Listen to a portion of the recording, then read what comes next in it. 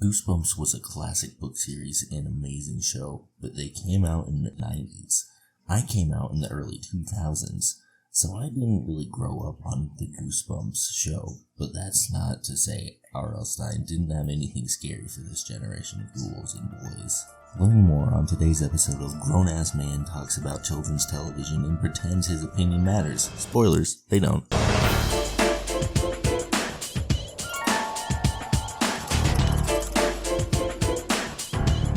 Haunting Hour had so many classic great episodes, it was hard just to pick one.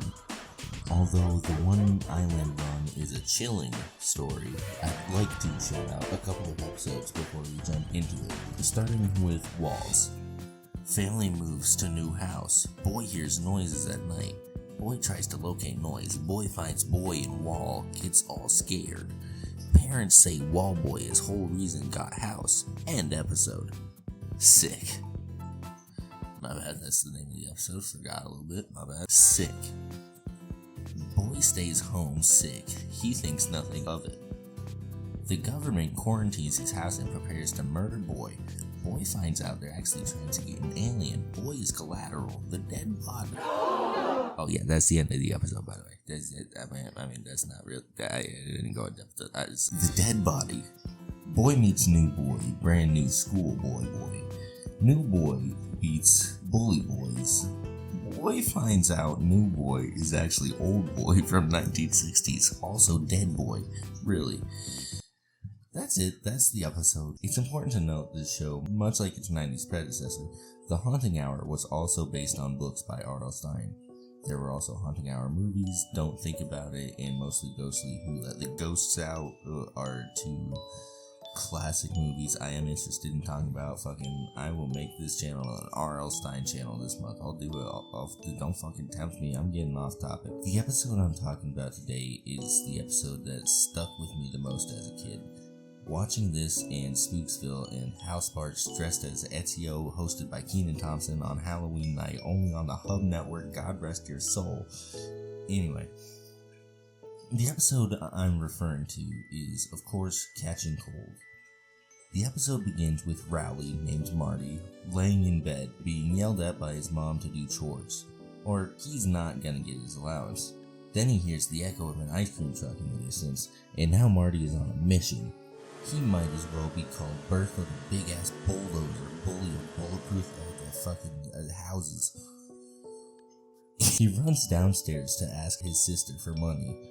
Funnily enough, his sister is played by Patty Farrell, so it's like a Diary of a Wimpy Kid family reunion. She doesn't want to give Marty any money though, and Marty looks out the window to see the truck, which says Kreamy Kold on it, which is important for later. Their dad comes home and puts his wallet on the table next to the door. And Marty, like the melting hippo he is, contemplates stealing his dad's wallet, but he decides against it and he finds $1. Then the greedy little turd turns after the truck like my cigarettes ran out for dad. Wait a minute, scratch that, reverse it. But no matter how hard he tries, and he does try, he even hopped fences, he couldn't quite catch up.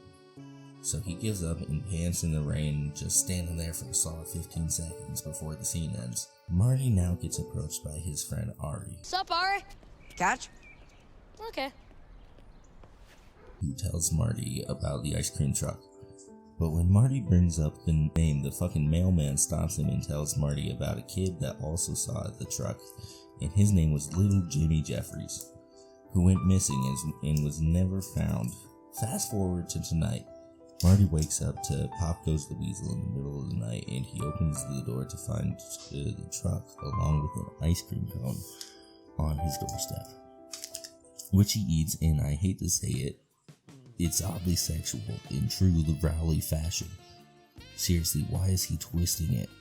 And later, why is he licking it on a paper? Zooey mama, do not save me a slice. Things kinda happen fast from here. The next day he talks to Ari about the ice cream, then he draws the ice cream and licks that, and we're already at the next night, where Marty awakes to Pop Goes the Weasel, but it's from the sink faucet, which he turns off, then his alarm clock starts playing it, and he fumbles with that to turn it off, and then he gets that off. He hears the truck popping its own weasel, if you know what I'm saying. Marty goes outside to see the truck, but his dad sees him and asks what he's doing, and the truck is suddenly gone. The next day, Ari comes over to play with Marty, and Marty more or less says, "Go fuck yourself, bitch boy, unless you have a real ice cream, not that processed shit." His only friend is Kreamy Kold Ice Cream. He's a legit crack fiend for it, so much so he's shaking on his walk, and his dad turns on his cop siren, and turns out he has a new bike for Marty, since he outgrew his last one. Marty sees in his trunk a spike strip and asks what it is. He learns that it pops tires, so this little fucking idiot gets an idea. And as he bikes away, the Kreamy Kold truck pulls up behind him. Marty goes to see Ari, who apologizes for the day before and offers him all this ice cream he bought. And Marty starts eating it and throws it up, calling it a school hamburger compared to the world's best steak.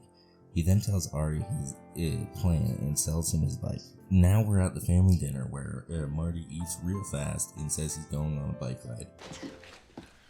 Bingo. And then he steals the spike strip, and as he's waiting, his mom calls and he fakes being out of breath and tells her he biked 10 miles and is gonna do 10 more.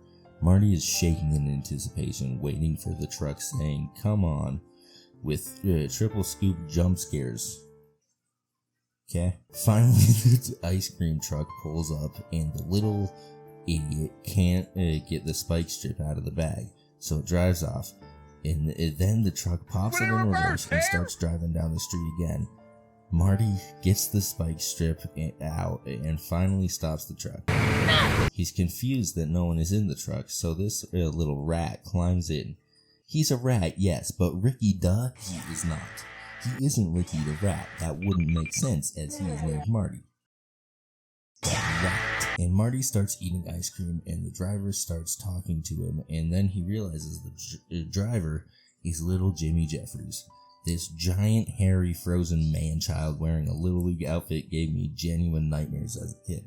Like, I was shook.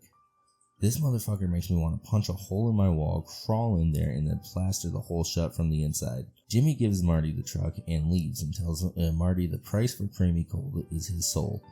The truck's tires refill with air and drives off, as little Jimmy Jeffries repeats in the background that it's all you can eat. Roll credits. So yeah, it's a pretty lighthearted romp for kids. I mean, who wouldn't want their kids to watch this? I mean, I know I do. I mean, to be fair, my 4-year-old daughter says Freddy Krueger is her best friend, so honestly, maybe they dig it. But yeah, this scared the shit out of me as a kid. If you like this video, like it, comment, subscribe. Thank you for letting me talk about the Haunting Hour for a bit. I love you, and oh, in case I don't see you, good afternoon, good evening, and good night.